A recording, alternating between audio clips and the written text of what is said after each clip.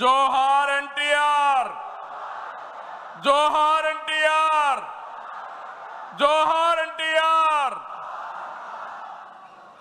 వేదిక పైన వేదిక ముందర ఆసీనులైనటువంటి నాకు ప్రాణ సమానమైనటువంటి తెలుగుదేశం పార్టీ కుటుంబ సభ్యులందరికీ స్వాగతం, సుస్వాగతం. పత్రికా విలేకరులకి మనస్ఫూర్తిగా స్వాగతం.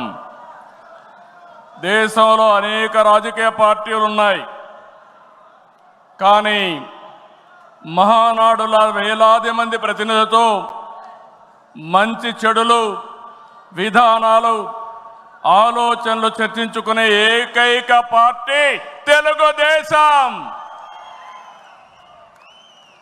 ప్రతిపక్షంలో ఉన్న, అధికారంలో ఉన్న మహానాడు అంటే అదే జోరు, అదే హోరు.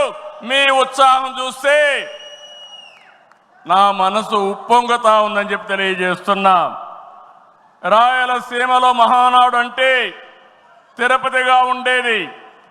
ఇప్పుడు తొలిసారి దేవుని కడపలో, అది కూడా కూటమి ప్రభుత్వం ఏర్పాటైన తర్వాత తొలి మహానాడు కడపలో ఏర్పాటు చేసుకుంటున్నాం.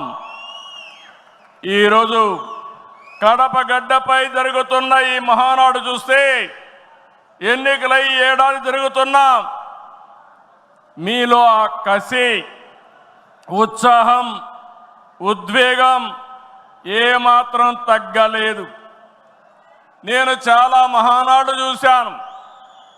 దగ్గర మనం చూస్తే 34 మహానాడులు మనం జరుపుకున్నాం.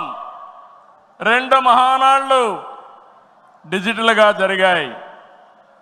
అయితే ఈసారి కడపలో, దేవుని గడపలో జరిగే మహానాడు ఒక చరిత్ర సృష్టించబోతుంది.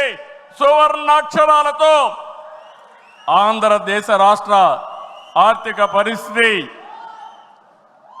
ఒక దిశ నిర్దేశిస్తుందని చెప్పి తెలియజేసుకున్నా. ఈరోజు చల్లని వాతావరణం. అన్ని మహానాడులంటే చాలా వేడివేడిగా ఉండేది, ఎండలు ఎక్కువ ఉండేటివి. ఒక ప్రశాంతమైన వాతావరణంలో, ఆహ్లాదకరమైన వాతావరణంలో ఈరోజు కడపలో మహానాడు జరుగుతూ ఉంది.